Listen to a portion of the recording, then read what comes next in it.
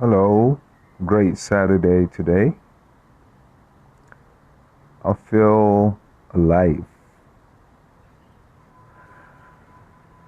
Today, I want to talk about.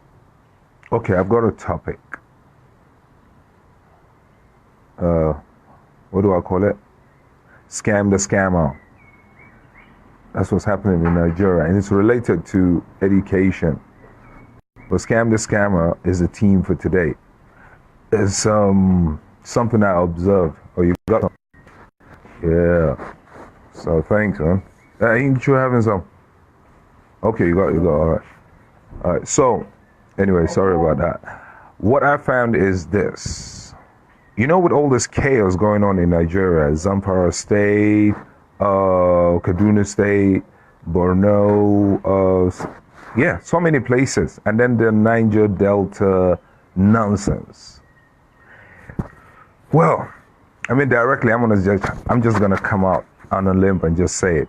It's lack of education. So I'll tell you my observation. I was going.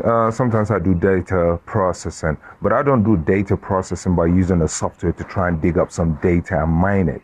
No, I'll look at data flow, information flow, whether on Facebook, on other social media, go to YouTube, based on the dates. I filter it, change the dates and times and everything. I can check, and then you can see what's going on and what's trending on a national scale. Let me tell you what I observed. I observed that so many people get on, say, Facebook. I mean, how dumb can you get to get on Facebook and pick up somebody else's name and open up an account and put up their pictures, try and start asking for friend requests? I mean, and then if you maybe, seriously, we lack in education, because this thing that the scammers who think they're scamming the scammers are doing today, it's completely expired. It's a dinosaur. It's extinct. Do we really need to say do an all-out war for us to get our educational system improved? There's so much problem in Nigeria. Seriously, so much. And if you want to play elimination game, the first thing you need to do is improve education. Forget this private schools. They are not adding shit to the economy of this nation, trust me. Because if you go to a private school, think about it. I'm not hating on you, I don't care. But if you go, that's good. So you finish, you get all the way to the higher institution. You're probably gonna go to a Western world, finish up your university, come back. That is if you do come back. So all that connection, you get your jobs, you get good salaries, you get all these little benefits on the side, one hand exchange for the other. This on the table, brown envelope bullshit. Yeah, that happens. If you like, throw some question at me and tell me that I'm saying bull, but I know I'm not saying bull, and I'm telling you right now, the cause of in this nation, okay, we know we have that problem, but what I hate the most is just personal stupid ass pleasure. You get up, you're having fight with somebody else, and you go and start. What did children ever do to any idiot in this country that wants to go violent? What did women do? What's with the kidnapping? And everybody wants overnight success. It doesn't work that way. Sometimes I see friend requests from a strange, diabolical, esoteric science type names. Sometimes they're Yoruba, sometimes they're Igbo, sometimes they're Hausas. There's no one side to this situation. But what happens is, as soon as I get this message straight away, I'm this magical Malam, pastor, ritual, voodooistic madman, probably trying to tell me you can get me to be rich overnight. Seriously. I bet the next thing he's going to tell me is, we need the head of a baby. You're running for politics. We need a human part in order to get you to win.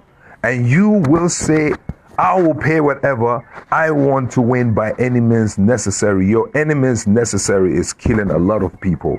Your any means necessary just to get a position of power is hurting people. Your enemies, any means necessary. You see, you got me twisting with my words because I'm so fucking pissed off this morning. I came out smiling and that, but that's me.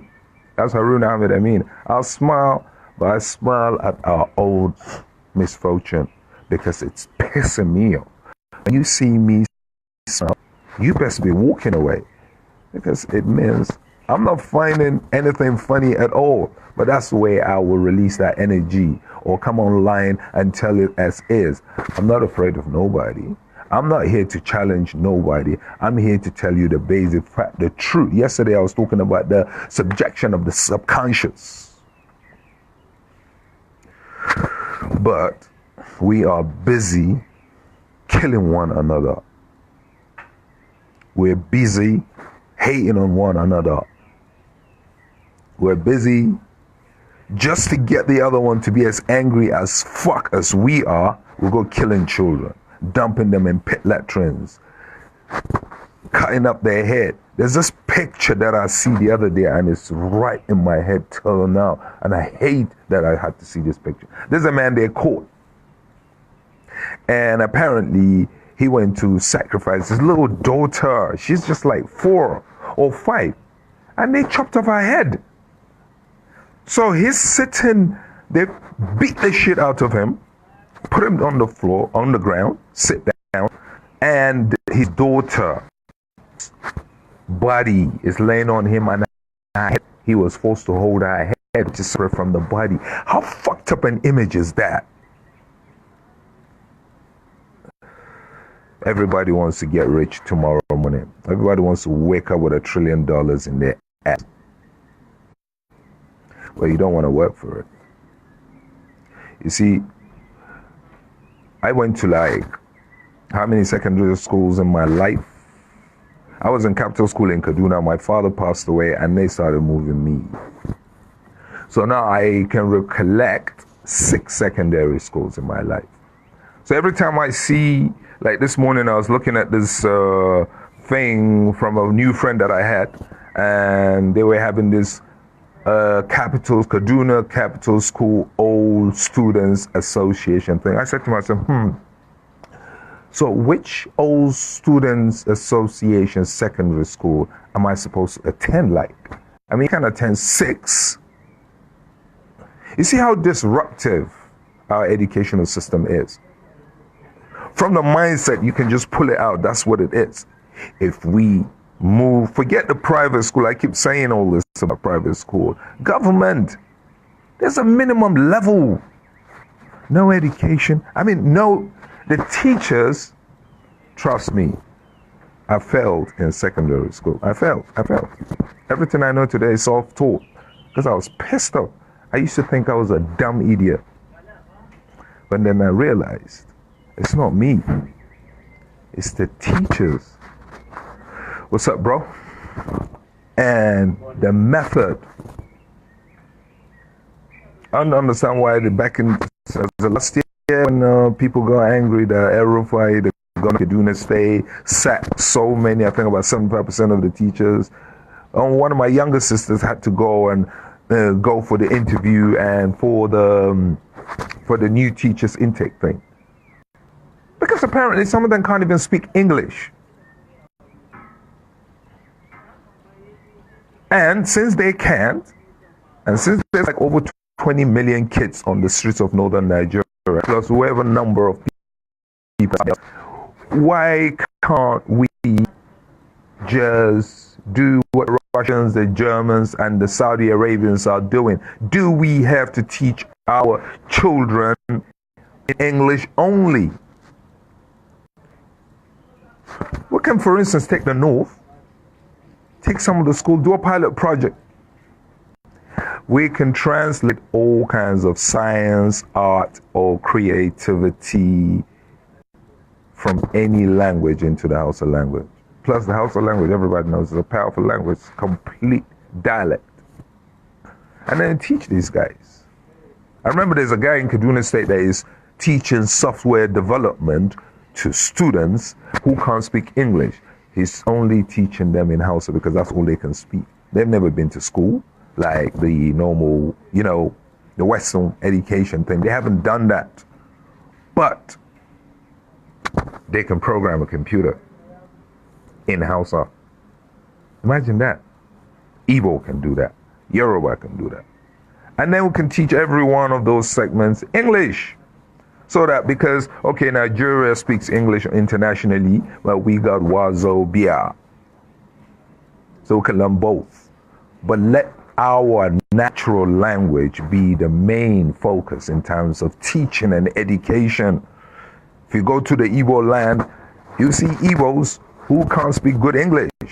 But they can speak their Igbo. And if you teach them their stuff in Igbo, they will learn. Plus the Igbos, you know them, they are survivors. They know how to move around. Everyone's got their own. But the violence has to stop.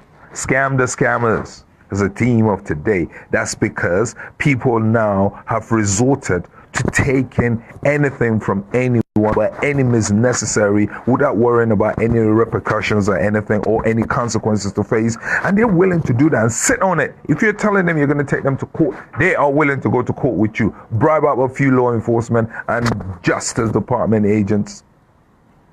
And you'll be running around your whole life till you drop or decide you have spent so much money trying to get what's due to you and it doesn't come. The next thing you find yourself sitting in one corner and say, Allah ya Isa.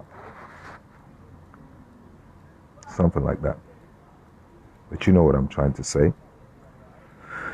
So, unless our educational system is changed, unless the world in the 21st century, instead of sitting like dinosaurs 65 million years ago, because we're completely extinct. Right now, to reality, we don't even exist.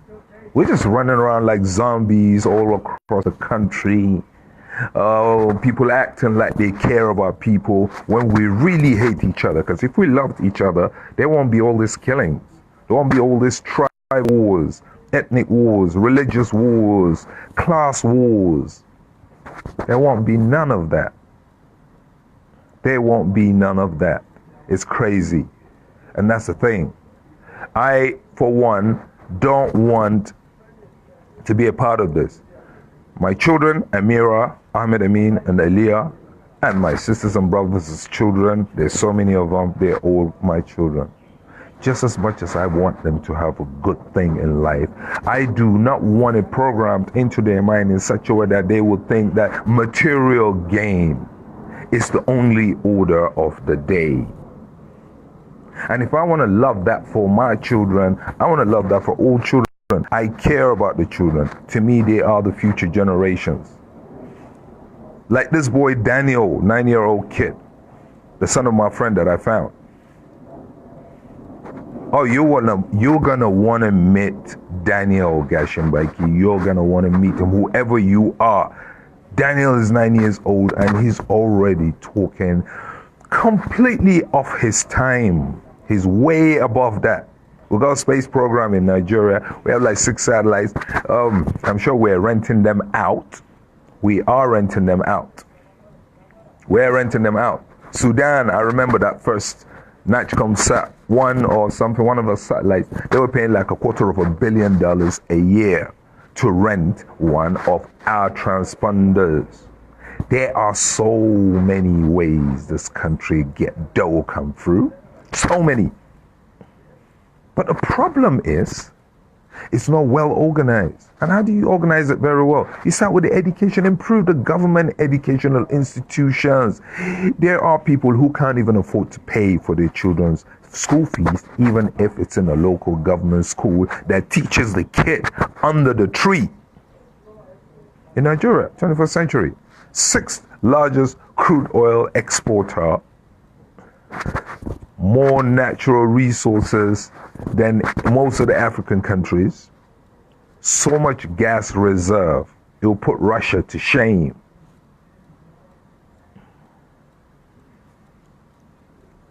And human intelligence, intellectual power. We've got it all in Nigeria, but well disorganized. It's not working.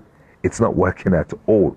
If you like, say that maybe because on your side, you're living well, you're living large, you're living in charge. So you wake up every morning in a nice, comfortable environment. You get up, you can do anything you want, pay for whatever you want. Doesn't mean everybody's like that. But you see, the state of mind turns into such a way that you feel like everyone else is doing it the same way. So, because you're not thinking about others' situation deeply, I mean, you can just open your mouth and say, oh, I'm thinking about these people. So, oh, I care about this people. It's Zakat period. Okay, let me speak about Zakat. And this is about this scam the scammer thing. I know there's a certain percentage of your total wealth that you're supposed to give out to the poor and the needy when you're giving your alms, the zakat. It says one pat in a certain number. I can't remember what it is. But who do you think does that? Especially in this Nigeria. Who do you think pays the zakat to the fullest? And when I say, I'm talking about the more money you got, do you really think you can take out that certain minimum percentage that God says in the Quran? We are just deceiving ourselves. I see people give zakat to their next door neighbor who is also well, okay. And he too sends his own zakat to this neighbor. How dumb and stupid are you people, man? Fucking hell. There are children on that street, you know, with no slippers, haven't had a bath for months, don't even have anything to eat. Do you really need to wait for the time when God says it's time for zakah for you to assist them with all the billions and the trillions and the I want this country, I want that oil block, I want this, I want that. I need to have the fattest, biggest, flashiest car in history in order to show that I am living large and in charge, like it's really important, like we will never die. Like you're what? Immortal. Like the outlaw immortal, yeah? Yeah, I've seen Idi Amin on the scene and Gaddafi and that. But me, seriously, I don't care how nice you think you are. I don't care how evil you think you are, whoever you are. All I know is that niceness is nothing to do with reality. If you want to do something nice because you want to get reward, like, all right, still, scam the scammers shit. Every time, like in Kano, when I go there and I see this early morning, you know, these women who fry kosai. So, well, the pattern that I have seen is this. You see a person coming early hours of the morning, probably won't get up about that time normally because it's a big car. Come on, pack up on the side, come up and say, Abani, Kosei, nah, like 2,000 naira or 1,000 naira, for instance. 1,000. That's a lot, but he's not eating it. They will say, gather all the almajiris and everyone to come up. Now you see these kids. You know, this is the funniest thing about this picture. These kids, they're hungry now. They're fucking hungry. So they line up, almost fighting, lining up. And this man stands there, holds up, gets another, because it's a big fucking bowl of kosei. And then he gets someone else to hold it. And he's there getting the kids to come up and he's dipping his hand in there, taking 3 pieces and dump it to them. And then tell them to go. If someone goes and turn around and takes the 3 kosei from him and goes around and pretend like he didn't, so he can put it in his, some of them put them in their pockets. So he goes around, comes back, and the man can say to you, and you're saying, you see, you actually woke up in the morning, came and thought about, let me go and give sadaqah, because I'm looking for some sort of Allah's favor. That's not being nice. Trust me, that is not being nice. You see, I said to myself, if I'm going to take something and I'm going to give it to somebody, like sadaqah or anything, I don't even use that word. I see you, I think you need something, and I think I got it. I don't care about what you think about it. And I most definitely am not doing it because I want Allah's favor. If Allah decides to give me favor, yes, but I'm not going to go out there and say, purposely I'm buying this food to give this Almajiris because I'm looking for some job employment or some promotion there and there. And then I say, Eid comes through, slaughter the ram. What do you do with the whole bloody ram? What do you do with it? What do you do with it? What do you fry it up? Keep it up in your yard. Every day you got a few bowls of meat in your throat. Meanwhile, millions are hungry outside. You eat, you got leftovers, they rot away, you throw them out. Yet, there are kids out in the street. The kids, the boys, that's okay. You know, the worst one is the girls. The worst one is the girls. There's one that I had to save recently and I still haven't even met her. I left her in Kano. Idiots wanted to take advantage of her. She's 14. Do you know, oh my God. Little kids get thrown out. I get a call. I feel sorry for them. So I call a friend. Please help me keep them up while I sort out what they're doing. He agrees because he already knows that I'm a friend to him, so it's not something they're going to take advantage of. Now, next, another girl comes on. Oh, because there's two boys and one girl, let me take the girl. Since she's a girl, you can't leave her in the midst of men, which I agreed with, which is true because it was just all of a sudden thing. What can I do from here where I am? And these people are far away from me, but I still care about that. So I said, okay, yeah, it's cool. Let the lady take the girl. And the boys can stay with my friend. Do you know what? Just by the morning, that little girl had to get that my friend to phone me. Guess what? The lady that was willing to take this little young girl and look after her before I sort out for them is married. And she tells her husband about the situation of the girl, which was cooler. But when nighttime comes, the lady makes sure girl stays in her bed. Man comes at night to have intimacy with his wife in front of the 14-year-old girl and reaching out with his hand to try and touch her. You see, people think that everything is so fucking easy. 14-year-old girl. You and your wife want to put her in the midst of your nonsense? So do you know how many of those type of girls are out in the streets? Do you know how many young girls got forced into marriage and they had to run away? They end up either taking drugs or doing prostitution. They're all over in Kano. They're all over everywhere. Do you know how frustrating it is for them? When you open your big mouth, you want to insult them. Karoa, Erkwaya, this, that.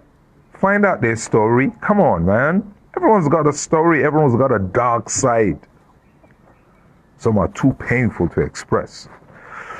As I said, I think I'm going to leave this for now, but all I know is we're not doing right by our people. The government of this country does not just include the staff that are working in the government offices. Government, it means all of us. You cannot expect someone else to do everything for you. If you can't get up on your grill and do something for yourself, then you're wasted. MF. I wake up, like I said earlier, if I smile, it means I'm pissed. And I am.